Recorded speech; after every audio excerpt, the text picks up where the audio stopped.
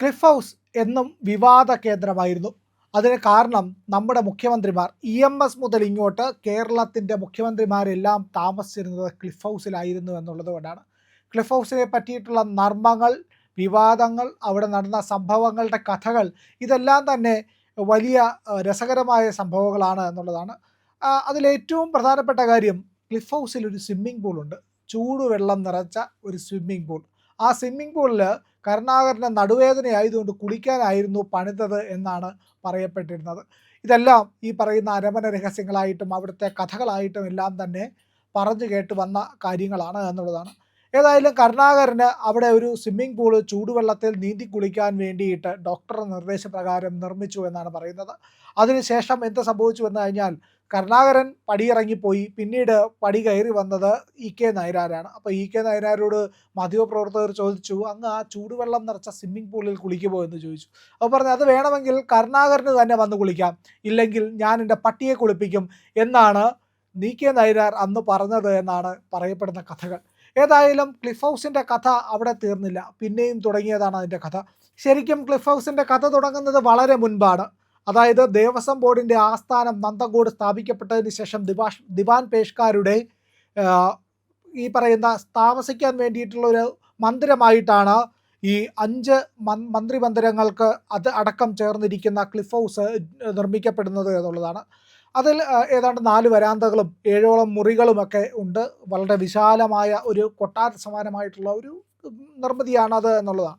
ഏതായാലും നല്ല ഭംഗിയുള്ള ഒരു കെട്ടിടം. നന്തങ്കോട് ആ റോഡ് വഴി നമ്മൾ കടന്നു പോകുമ്പോൾ നമുക്ക് കൃത്യമായിട്ട് കാണാൻ കഴിയും. ശരിക്കും കവടിയാറിലെ രാജവീതിയിൽ നിന്ന് നന്തങ്കോടേക്ക് പോകുന്ന വഴി, അല്പം ഉള്ളിലേക്കുള്ള ആ വഴി കറങ്ങിപ്പോയി കഴിഞ്ഞാൽ നമുക്ക് ഈ പറയുന്ന പ്രധാനപ്പെട്ട കെട്ടിടമായിട്ടുള്ള ക്ലിഫ് ഹൗസ് കാണാൻ കഴിയുമെന്നാണ് പറയപ്പെടുന്നത്. അപ്പോൾ ആ ക്ലിഫ് ഹൗസിൻ്റെ പ്രത്യേകത എന്ന് പറഞ്ഞു കഴിഞ്ഞാൽ, നന്തങ്കോട് എന്ന് പറയുന്ന ഉയർന്ന പ്രദേശത്തിനും അതിനപ്പുറത്തെ കുറവൻകോണം എന്ന് പറയുന്ന വലിയ കുന്നുണ്ടല്ലോ, ആ കുന്നിനും ഇടയ്ക്ക് ഒരു താഴ്ന്ന പ്രദേശമുണ്ട്. അതായത് നമ്മൾ നന്തങ്കോട് നിന്ന് ഇറക്കമിറങ്ങി കുറവൻകോണത്തേക്ക് കയറുന്ന ഇറക്കത്തിന് ആ കുഴിയുണ്ടല്ലോ, ആ മേഖലയ്ക്ക് മുകളിലുള്ള ഒരു ക്ലിഫ് പോലെ നിൽക്കുന്ന ഉയർന്ന മേഖല, ആ മേഖലയിൽ നിർമ്മിച്ചിരിക്കുന്ന കെട്ടിടമായതുകൊണ്ടായിരിക്കണം ഇങ്ങനെ വിളിക്കപ്പെട്ടു, ക്ലിഫ് ഹൗസ് എന്ന് വിളിക്കപ്പെട്ടു, ഒരു വലിയ ക്ലിഫിന് മുകളിലുള്ളതായതുകൊണ്ട്. ഏതായാലും അങ്ങനെയൊക്കെ ആണെങ്കിലും അതിൻ്റെ കഥയ്ക്ക് പിന്നെയും ഒരുപാട് ചരിത്രങ്ങളുണ്ട് എന്നുള്ളതാണ്. അതിന് മുൻപ് നമ്മുടെ 1957 EMS മുഖ്യമന്ത്രിയാകുന്നതിന് മുമ്പ് വരെ തിരുക്കൊച്ചി മുഖ്യമന്ത്രിമാരും പ്രധാനപ്പെട്ട അന്നത്തെ ഭരണാധികാരികളായിട്ടുള്ള ഏറ്റവും ഉന്നത സ്ഥാനം വഹിച്ചിരുന്ന ആൾ താമസിച്ചിരുന്നത് റോസ് ഹൗസിലായിരുന്നു എന്നുള്ളതാണ്. റോസ് ഹൗസ് എന്ന് പറയുന്നത് നമ്മുടെ കവടിയാറിനും വെള്ളയമ്പലത്തിനും ഇടയ്ക്ക് സ്ഥിതി ചെയ്യുന്ന കെട്ടിടമാണ്. അവിടെയായിരുന്നു നമ്മുടെ ഇന്നത്തെ രാജ്ഭവൻ അടുത്തുള്ള കെട്ടിടം, അവിടെയായിരുന്നു എന്നാണ് പറയപ്പെടുന്നത്. പക്ഷേ പിന്നീട് എന്ത് പറ്റിയെന്ന് വെച്ച് കഴിഞ്ഞാൽ, സൗകര്യാർത്ഥം EMS ഈ പറയുന്ന ക്ലിഫ് ഹൗസ് തിരഞ്ഞെടുക്കുകയായിരുന്നു എന്നാണ് പറയപ്പെടുന്നത്. അപ്പോൾ അങ്ങനെ EMS അവിടെ താമസമാക്കി. അതിനുശേഷം വന്ന മന്ത്രിമാരെല്ലാം തന്നെ അവിടെയാണ് താമസിച്ചിരുന്നത്. വളരെ ആഡംബരത്തിലായിരുന്നു അത് നിർമ്മിച്ചിരുന്നത്. കാലപ്പഴക്കം കൊണ്ട് ഈ ഓടുമേഞ്ഞ കെട്ടിടങ്ങൾക്കൊരു കുഴപ്പമുണ്ടല്ലോ, ഈറൻ പെട്ടെന്നുണ്ടാവും. ഈ ഈറൻ വന്ന് കഴുക്കോലും പട്ടിയിലും ഒക്കെ ദ്രവിച്ച് കഴിയുമ്പോഴത്തേക്കും ഈ ഓടുകളുടെ ഇരിക്കുന്ന ഇരിപ്പിനൊരു സ്ഥാനചലനം ഉണ്ടാവും. ആ ചലനം ഉണ്ടാകുന്നതോടുകൂടി ഈ ഓടിൻ്റെ ഇടയിലൂടെ വെള്ളം താഴേക്ക് ഇറങ്ങും. ഓടിട്ട വീടുകളിൽ താമസിച്ചവർക്ക് എല്ലാവർക്കും അതറിയാം. അപ്പോൾ അങ്ങനെ വരുമ്പോഴാണ് വെള്ളം വീഴുന്നത്. അത് മാത്രവുമല്ല, ഈ ഓടിട്ട വീടുകൾക്കെല്ലാം ഒരു തട്ടിൻപുറം ഉണ്ടാവും, ഒരു മച്ചുണ്ടാവും. കാരണം ആ മച്ചില്ലെങ്കിൽ പൊടിയൊക്കെ താഴേക്ക് വീഴാനുള്ള സാധ്യതയുണ്ട്. അത് മാത്രവുമല്ല, ചൂടുണ്ടായിരിക്കും, നല്ല ചൂടുണ്ടായിരിക്കും.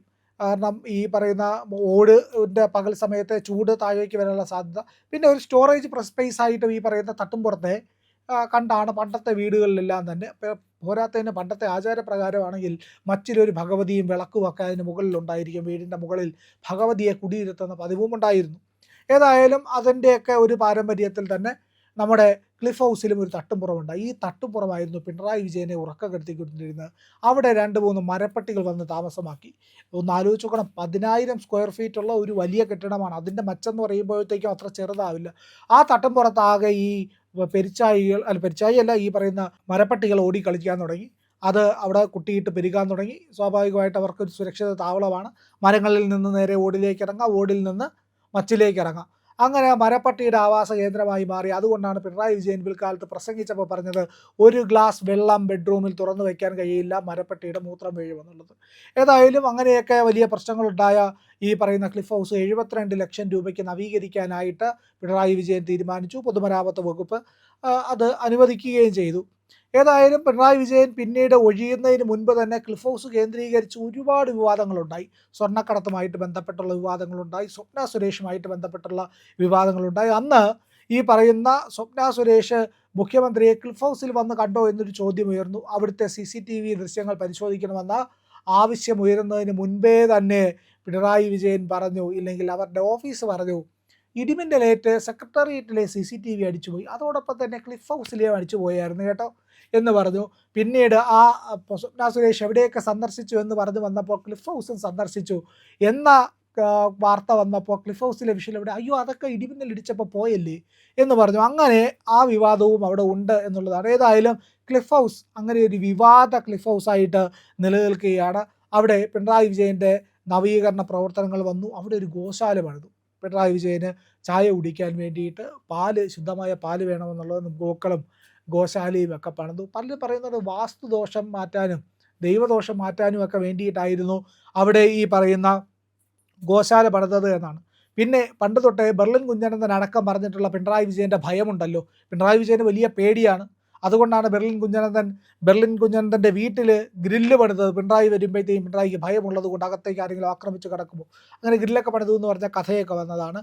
ഏതായാലും പിണറായി വിജയൻ്റെ ഭയത്തിൻ്റെ ഒരു തെളിവ് എന്ന് പറയാൻ കഴിയുന്നത്, പണ്ട് ക്ലിഫ് ഹൗസ് എന്ന് പറയുന്നത് ഒരു വിധപ്പെട്ട പാർട്ടി പ്രവർത്തകർക്ക്, പണ്ട് ഈ കോൺഗ്രസ്സുകാരുടെ ഒരു പ്രത്യേകതയുണ്ട്, നേതാവ് എവിടെയുണ്ടോ അവിടെ ഒരു 500 പ്രവർത്തകർ മുമ്പിലുണ്ടാവും എന്നുള്ളതാണ്. 500 നേതാക്കന്മാർ ഈ വലിയ നേതാവിനെ കാണാനായിട്ട് ആ ക്ലിഫ് ഹൗസിൻ്റെ മുന്നിലുണ്ടാവും. പക്ഷേ ഇന്നത് കാണാൻ കഴിയില്ല. ക്ലിഫ് ഹൗസിന് മുന്നിലൂടെ നമ്മൾ വാഹനം ഓടിച്ചു പോകുമ്പോൾ പോലീസുകാർ നമ്മളെ വളരെ സംശയദൃഷ്ടിയോടുകൂടി ഇങ്ങനെ നോക്കുന്നത് കാണാം. ഈവൻ പിണറായി വിജയനിട്ട് പൊട്ടിക്കാൻ വന്നവരാണോ എന്നുള്ളൊരു സംശയത്തിലാണ് ഇവർ നോക്കുന്നത്. അതുമാത്രവുമല്ല, ആ വഴിനീള ക്യാമറകൾ ഒരുക്കി വെച്ചിട്ടുണ്ട്, അതിഗംഭീരമായ ക്യാമറകൾ. അവിടെ പോകുന്നവൻ്റെ ഫേസ് അടക്കം സ്കാൻ ചെയ്തെടുക്കാൻ കഴിയുന്ന ക്യാമറകളാണ്. ഏതായാലും അതൊക്കെ അവിടെ നിൽക്കട്ടെ. സുരക്ഷ അതീവ സുരക്ഷയാണ്. വമ്പൻ പോലീസ് തന്നെ അതിനകത്ത് ഒരുക്കിയിട്ടുണ്ട്. മറ്റ് മന്ത്രിമന്ദിരങ്ങളും അതിനകത്തുണ്ട്. നമ്മുടെ മരുമകൻ റിയാസിൻ്റെ മന്ത്രിമന്ദിരവും അതിനകത്തായിരുന്നു. കാരണം മകള് റിയാസിൻ്റെ കൂടെയാണല്ലോ, അതുകൊണ്ട് തൊട്ടടുത്ത വീടാകുമ്പോഴത്തേക്കും പിണറായി വിജയൻ ഇടയ്ക്കിടയ്ക്ക് കാണാം. ഏതായാലും അങ്ങനെ വലിയ തോതിൽ നവീകരിച്ച ഈ പറയുന്ന ക്ലിഫ് ഹൗസിലേക്ക് അധികം പൈസ ഒന്നും ചിലവാക്കണ്ട, നമുക്കങ്ങനെ ആഡംബരമൊന്നും ആക്കണ്ട എന്ന് പറഞ്ഞ് ഏതായാലും VD സതീശൻ അധികാരത്തിൽ വന്ന് 39 ദിവസം ആയപ്പോഴാണ് അവിടേക്ക് താമസം മാറുന്നത്. VD സതീശൻ അവിടേക്ക് താമസം മാറുന്നതിന് മുമ്പ് 39 ദിവസം എടുത്ത് നവീകരിച്ചത് എന്തൊക്കെയാണ് എന്നറിയില്ല. ഏതായാലും നവീകരണ പ്രവർത്തനങ്ങളൊക്കെ നടന്നു. വലിയ തുക ചിലവഴിക്കേണ്ട എന്ന് പറഞ്ഞ് എത്ര തുക ചിലവഴിച്ചു ഒന്നും അറിയില്ല. ഏതായാലും വമ്പൻ നവീകരണത്തിനൊക്കെ ശേഷം ഇന്നലെ രാത്രിയോടുകൂടി ഒരു ഹോമം നടന്നു. മറ്റേ ഹോമം വേണം എന്ന് പറഞ്ഞതുപോലെ ഹോമം നടന്നു. അതായത് ഭഗവതി സേവയും ഗണപതി ഹോമവും ഒക്കെ നടത്തി. ഇന്ന് രാവിലെ VD സതീശൻ അവിടേക്ക് എത്തി. അവിടെ പാലുകാച്ചൽ രാവിലെ 6 മണിക്കായിരുന്നു. VD സതീശൻ കുടുംബാംഗങ്ങൾ മാത്രം ചേർന്നുള്ള ഒരു ചെറിയ ചടങ്ങ് ആയിട്ട് അതിനെ ചുരുക്കിക്കൊണ്ട് VD സതീശൻ്റെ ഗൃഹപ്രവേശം നടത്തി. ക്ലിഫ് ഹൗസിൽ ഹോമത്തോടു കൂടി നടത്തിയ ഗൃഹപ്രവേശം കണ്ടപ്പോൾ പലർക്കും കുരുപൊട്ടി.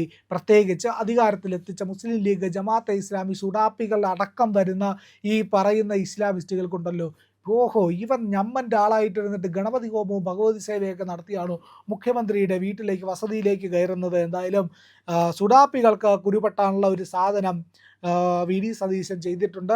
അധികം വൈകില്ല. VD സതീശന് ഈ പറയുന്ന RSSൻ്റെ പരിപാടിക്ക് പോയ VCമാരെ കൊണ്ട് തന്നെ ഈ പറയുന്ന VD സതീശന് വലിയ പേരുദോഷം ഉണ്ടായതാണ്.